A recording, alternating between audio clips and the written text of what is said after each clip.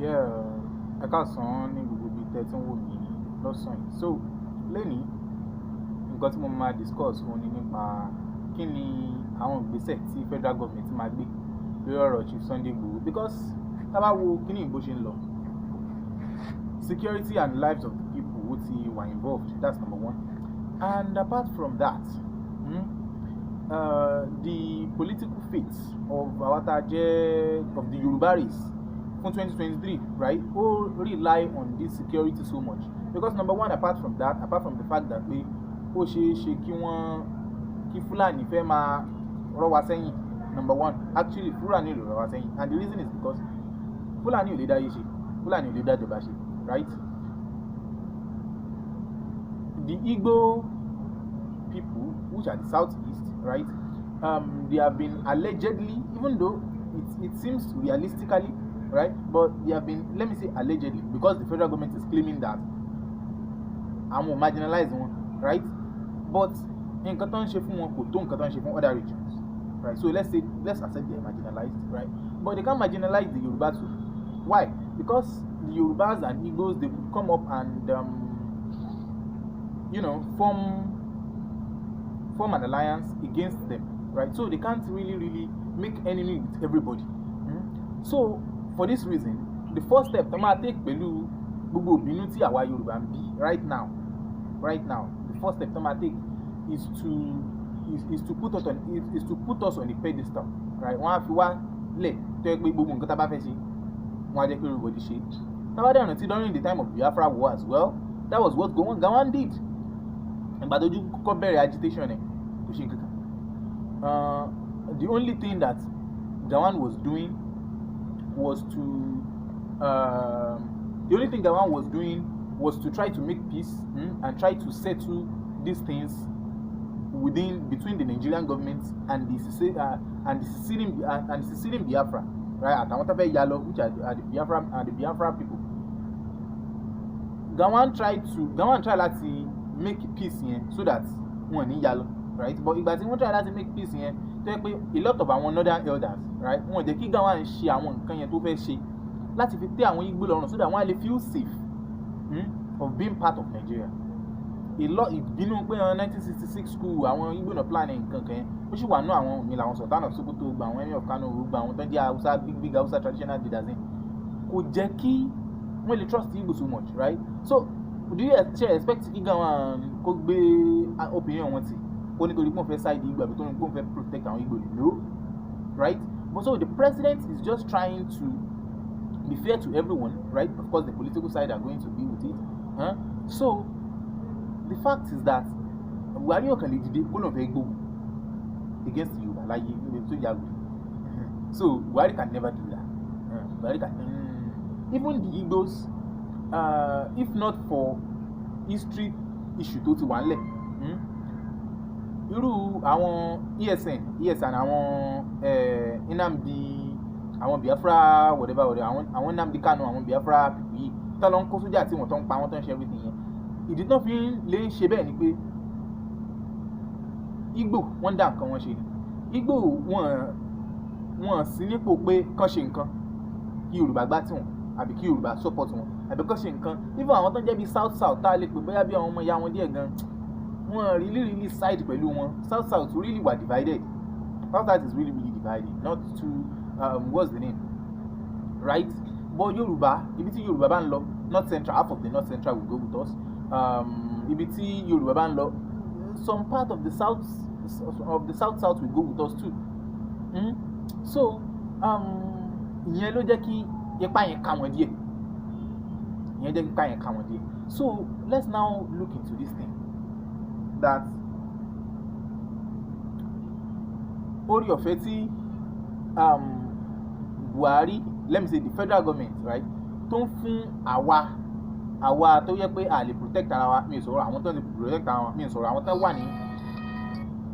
àwọn tí wọ́n jẹ́ tó wà ní upper class of the society. Mi làwọn governors, mi làwọn senators, mi làwọn honourables and all these people, even the likes of Chief Sunday Igboho, they are at the upper class of the society. Why? Because they have one resources or the other, or one item of the other, àbí nǹkan kan àbí méjì láti fi protect ara wọn. ẹlòmíì lè jọ̀nà rébù ó lè má lóògùn bí Sunday Igboho bọ̀ olówó àti háyà ọlọ́pàá tó máa protect ẹ̀ tí ó bá dé lówó àti háyà ọlọ́pàá tó máa protect ẹ̀ olówó àti háyà bodyguard ọ̀hún bí àwọn àbáwọn bí OPC lómi lè máa háyà tó máa what about the common people? èmi làwọn ará Ìbàràpá àwọn ará Ìgàngán kí náà fẹ́ fi protect ara wọn. That is why tó fi jẹ́ wípé tabani àmọ̀ ìdálógún lọ right gbogbo àwọn Sunday Igboho nǹkan àwọn Chief Gani Adams right without the backing of the government ìwọ̀nba ní nǹkan tán lè ṣe. Right, especially the likes of Chief Sunday Igboho ìwọ̀nba ní nǹkan tán lè ṣe. A lè sọ pé okay táwọn OPC àwọn Chief Gani Adams àwọn Aare Ọ̀nà Kakanfo táwọn yẹn bá step in a lè sọ pé yes they can really do a lot of things, but the fact is that they not being authorized as a not being authorized into the structure of the government ìwọ̀nba la lè trust the operation wọn mọ́ when it is not backed by the Nigerian police. That is it. And not Nigerian police with that Nigerian police are shaking, but the fact is that the presence of Nigerian police right ó sì máa inú ò ní jẹ́ kí àwọn tá a bá ń pè lájìjàgbara yẹn gan kọjá yìí right. So the first thing that Buhari will be doing ni pé yóò free Yorùbá yóò jẹ́ tẹ́ra wa lọ́rùn gbogbo níta bá fẹ́ ṣe ẹ̀ lè Haúsá lọ ni yóò jẹ́ lè ẹ̀ lè Fúlàní ni yóò jẹ́ lè Fúlàní darandaran lẹ́fẹ̀ẹ́ yóò fi yín lẹ̀ gbogbo níta bá fẹ́ pátá gbogbo ẹ̀ ní Yorùbá yín fẹ́. So tó bá tiẹ̀ wá jẹ́ pé ó máa declare anything tó bá gbé yàrá ti Sunday Igboho ìmí làwọn kò kí media or whatever anybody tó bá ti any ìgbésẹ̀ any harsh step tí Buhari máa take kò lè take ẹ̀ kò tó take ẹ̀ unless tó bá make sure pé àwọn nǹkan kan ti wà in place láti fi justify àwọn harsh condition. For example bóyá àwọn Chief Sunday Igboho bóyá wọ́n declare war kan sí tó yẹ pé federal government rí pé yes this is not that proper right, and tí federal government náà dẹ̀ rí pé ọ̀pọ̀lọpọ̀ àwọn àgbààgbà Yorùbá àwọn náà wọ́n ní side pẹ̀lú nǹkan yẹn àwọn náà ní like opinion yẹn right, that is when federal government will step in. So àwọn àgbààgbà Yorùbá yẹn ni wọ́n á lò láti fi calm Chief Sunday Igboho down, and if he doesn't calm down then they are going to put up a fight against him. So that is the number one thing is that so everybody live for kambale kò sí nǹkan tó máa ṣẹlẹ̀. Buhari ó fi everybody ni Buhari ló ní fẹ́ wàhálà that's an Naira Marley. So that is it, just like it was done during the Biafran time. Let me tell you, and if in case anybody doesn't know, only after Biafran people, after Biafra has chased all Nigerian authorities, all the Nigerian workers, not only the police, but Nigerian workers, àwọn tó wà ní ministry in Congo. After the Biafrans has chased them away back then in 1960, late 1966 and 1967, the Biafrans proclaimed the war. They announced the war, not the Nigerian government. Kẹ́lẹ́bà mọ ọgbọ́n tí the federal government must play when this kind of a thing is going on, right? So advantage tí ó yẹ kí Yorùbá make n sin ni pé ká wà clear on what we want. Ẹ lè Haúsá Fúlàní lọ gbogbo yẹn o ṣe wọ́n sì ní even tẹ́ bá lórí Dual Republic yẹn ṣáà ní gbàlejò. Come on, that is how economy runs. That is how what's the name runs, right? You can't bound your country and say, oh, no foreigners, you're not going to develop, right? Only America could be great, right? The people in America could be intelligent, right? But they can never be as great as that without the support of the immigrants too. That's the fact. They can't be as great as that without the support of the immigrants. Saudi fi crude oil ṣe wọ́n fi ń ṣe ọrọ̀ ajé wọ́n fi ń ṣe everything, right? Crude oil wọ́n bá ṣe refine ẹ̀ ṣe ọgbọ́n ládùbáwá ni ọgbọ́n ládùbáwá now, of course all this chemistry and all these things, right? I don't know about the Arabian history, right? But from the exclusive informations, right? The what's the name? The white people, not the Arabians, they are the ones who brought all these technologies, all the machines. They are the ones who made it, that are being so without the incorporation of those foreign ideas, there will be a little we can do. So the second thing is to amend and build stronger relationship with the Yoruba nation, right? Let me say the Southwest region. Want to try to build the stronger relationship with the Southwest region. So we should be prepared because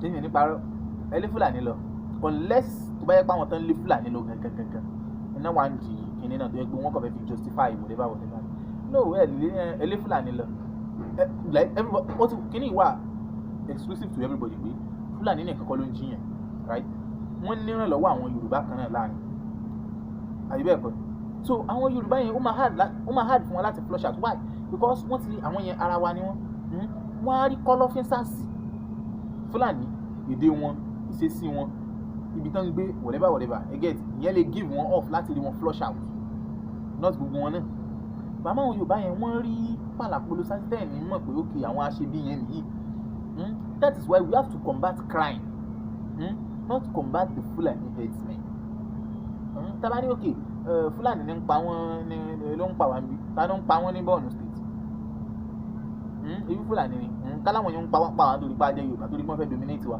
kí ló fẹ́ ṣe ń bẹ̀ ṣé Fulani fẹ́ mọ dominate Fulani kí wọ́n ń jà sí that is where ibi tó fi yẹ kí I pay very big attention so I can tell you that underground federal government ti ń try láti wọ́n ti ń play wọ́n ti ń tẹ buttons of building a better relationship with the Yoruba nation right and nǹkan tó yẹ kán ti ṣe tẹ́lẹ̀ tán ti ṣe náà àìpé orí wọn náà ni so láti build a stronger relationship with the Yoruba nation right tó bá dẹ̀ build a stronger relationship with the so a gbọ́dọ̀ ready láti má fi òṣèlú fọ́ gbogbo ẹ̀ lójú so that nǹkan tá a bá fẹ́ gangan tá a dẹ̀ mọ̀ kó máa wúlò fún wa òun gangan la máa ṣe not nǹkan tó máa favour wa politically so that okay yóò lè favour where political party wa àbí political godfather wa kan tá bá fẹ́ really progress really fast not only in security even in our welfare and building stronger institutions we need to be able to set politics apart like that is it we need to be able to set politics apart on some things and if not that the fact that progressive party no rule Nigeria but I can tell you that Buhari is not that progressive of a person. Buhari is not that liberalist, you can do whatever you want type of person. No, Buhari has principles. Even though I'm not saying principles of building a better society, but he has principles of like other one can believe okay be that one can ṣe yẹ kó lọ yẹn àwọn kan yẹn lè má proper right but bó ṣe believe pé nǹkan tó lọ yẹn kò sí tẹ́ ẹ lè ṣe tẹ́ ẹ fi lè change idea ẹ ẹ lè má jẹ́ ó ṣe o but ẹ lè convince ẹ pé nǹkan tó ń rò kò dá àwọn pé kò dá no ẹ lè convince ẹ ìwà rẹ like he is conservative in nature he is only in a progressive party tabawo economically according to his economic policies he is a progressive tabawo but when it comes to ideas and ideologies and the social actions and political actions they are conservatives. Those things are conservatives. They are conservative. And if you look at every progressive, what's the name? Every progressive political weather or political any country that is being ruled by in a progressive climate, the likes of China, Obama's administration, even this Joe Biden's administration, they are going to persecute them to the last kinini. Destroy one. But about our conservatives, look at Donald Trump. Even though the black didn't vote for him, and he was like our effect, our limit, right? Just like Buhari too, the Southeast and the South didn't really vote for him, but projects. Only man gets down other regions, but project, right? So what he's going to do is to try to build better and stronger relationship with the Yorubas, and from this everybody gets the state police every 36 states Oyèṣekí or state police kó jáde táwọn Bukola Saraki tán sọ fún wọn gbà yẹn tán ṣe bí ìgbà pé kíní gbogbo ẹ̀ ló ti fọ́jú pọ̀ mọ́ wọn lọ́wọ́ yìí ìgbà tán sọ fún Buhari ìgbà táwọn Bukola ń sọ fún Buhari pé kó ṣe nígbà yẹn tó ń lagídí àwọn Tinubu náà dé gbọ́dọ̀ tán sọ pé yẹn kíní kíní àwọn Bukola fẹ́ di president ní kẹ́lẹ́ bá ṣe kíní kíní ó ní ló ti di wàhálà sí wọn lọ́rùn yẹn Bukola Saraki was so sincere during his time to set some policies that are actually on long term and to buy policies the Bukola Saraki Senate and bills and laws don't try to pass. I can tell you almost all of them. But in case you don't, not to sound like like a Saraki, not to sound like a Saraki kind of Actually, I'm a killer, right? I cannot deny that because I like the way how he performed in the 8th Senate. Hmm? But most of these things kò sí idea kankan àbí idea àwọn clique kankan àbí idea 8th Senate yẹn tí Bukola Saraki back pé kíní is right. Tí federal government ò ṣe tí ò lè padà backfire.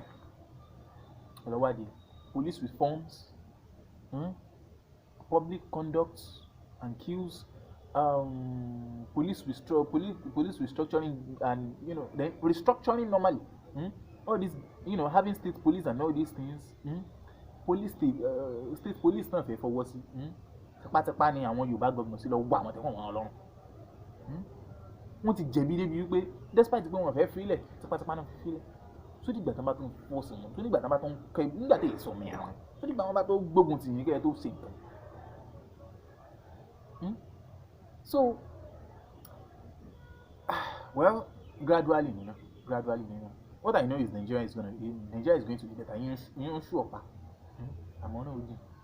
I know OG.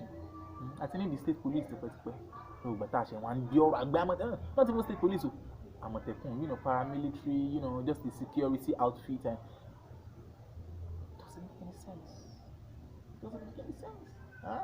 Look, you are saying you want to okay, if you empower come about law against the political enemies. So, can you take instruction? Commissioner of police must take instruction, even though you can give some parallel orders to the security, the commissioner of police or whatever, right? The fact is that the thugs in their state, they are using them against their what's the name too. And thugs cannot be as powerful as the government outfit or the government security men. Then go to the north and see how the Boko Harams are killing the Nigerian soldiers. So this state police thing, now everybody look, whether you have state police or not, the governors can come together and put a war on the what's the name on the federal government. It is going to be hard for them. So all this, we don't want state police thing. It's nonsense.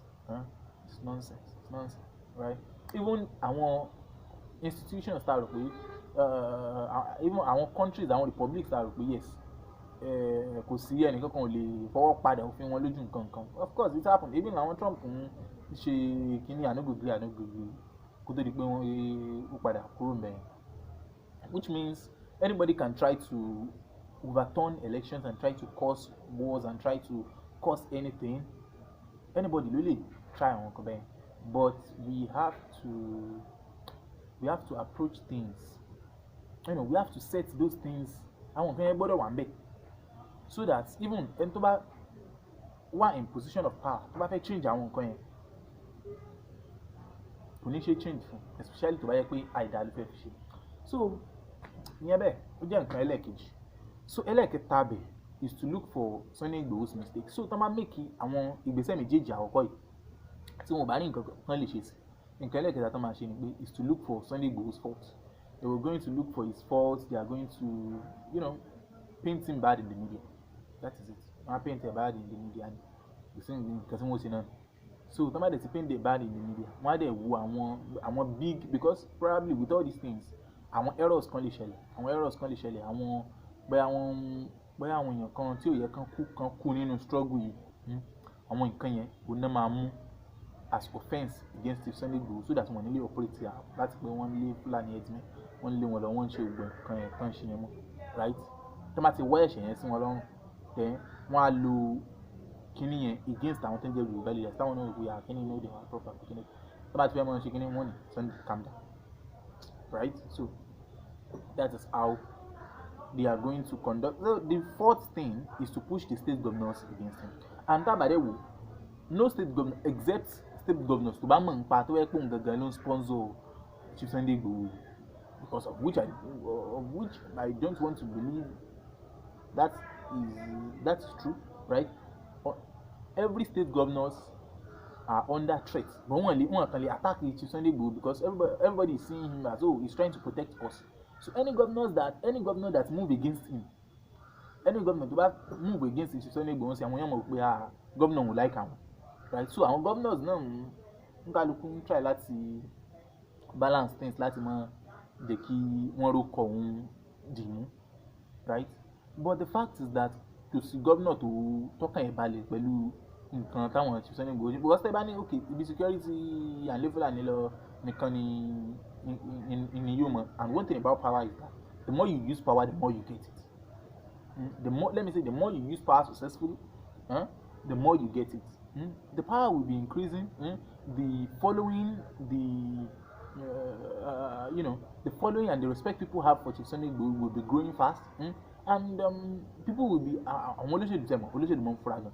So àti nǹkan tí ó nítumọ̀ àti nǹkan tí ò nítumọ̀ gbogbo wọn mọ̀ fura sí. So wọ́n mọ̀ pé kó má di ti opponent àwọn ò lọ lo against àwọn pẹ̀lú bó ṣe ti gain ground yìí kó má di pé kíní kankan, right? That is one of the things that probably Seyi Makinde too didn't want all this dominance in the Oyo State security was the name.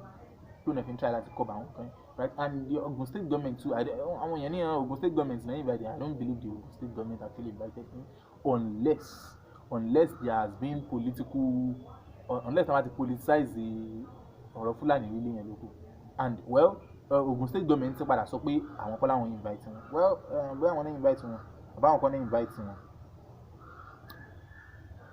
All that matters is the protection of the people. So another step tó jẹ́ step ẹlẹ́ẹ̀kẹlú tó jẹ́ step ẹlẹ́ẹ̀karùn-ún tí federal government máa gbé ó ní pé wọ́n máa wá àwọn other groups. Wọ́n á try láti buy the likes of OPC, the likes of Ẹgbẹ́ Ọmọ Oòduà, the likes of Afẹ́nifẹ́re, the likes of several other groups, all these Yoruba rights groups. They are going to want to try láti buy wọn over, right? Láti lò wọ́n against Chief Sunday Igboho. But táwọn yẹn náà bá dẹ̀ kọ́ ní Chief Sunday Igboho ní ìwọ̀nba ni wọ́n máa lè gbígbíní ṣùgbọ́n tó máa fẹ́ jẹ́ alágbára mọ́míwò, right? So wọ́n try láti buy gbogbo àwọn yẹn over. Táwọn Afẹ́nifẹ́re bá ní kíní kan make peace with the federal government àbí make a compromise, sit and talk with the federal government on pé kẹ́mọ́ lè Fúlàní. If they are able to, of which I don't think they are going to be able to, mi ò rò pé wọ́n lè rí irú àwọn Chief Gani Adams buy over, right? But let me say àwọn èèyàn bí wọn tó yẹ pé wọ́n ní irú weight bẹ́ẹ̀ yẹn ẹ mọ̀ àwọn èèyàn pọ̀ náà. There are several Yoruba activist groups or rights and Ẹgbẹ́ Ọmọ Yorùbá, all these things, right? They are going to buy a lot of them over, and use them against him.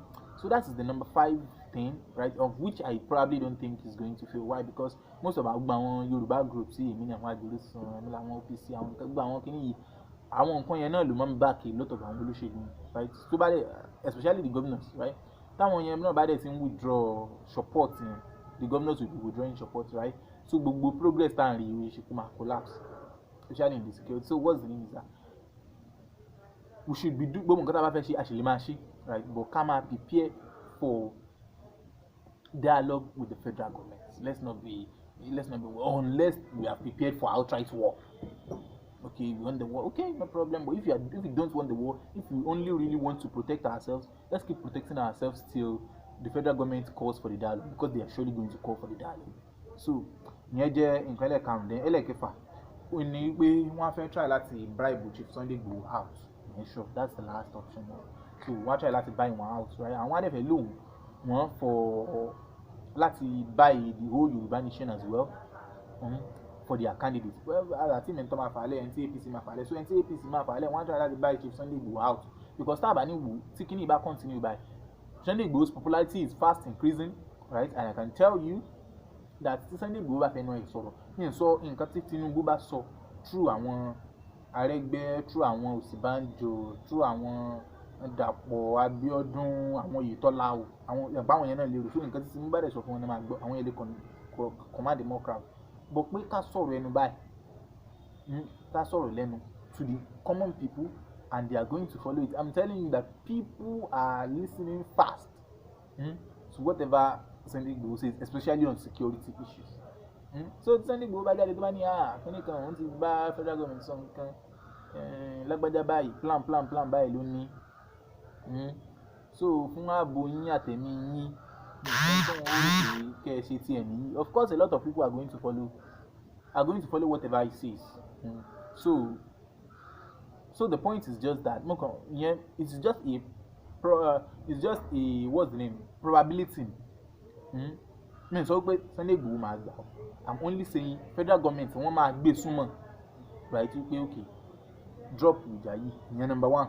Ẹlẹ́ẹ̀kejì, join wa, right? So that is the last option for. So the koko of this video is that the Yoruba people, we shouldn't make this fight endless. Ká má fi ṣe ní ìjà tí olókun náà. Tá bá ti ń jà, kí a máa watch out for the dialogue with the federal government, because dialogue wọn ó lè come out exclusive at any time. Because ká má parọ́, at the state of this country, irú dẹ́nsà àti ìṣẹ̀lẹ̀ yẹn a gbọ́dọ̀ rí ẹ̀ńsà sí ní tẹ́ńsà sí ní ìbáṣẹ̀lẹ̀ ẹgbàgbé ọlọ́mọdé kú or whatever or I'll try to work oṣù.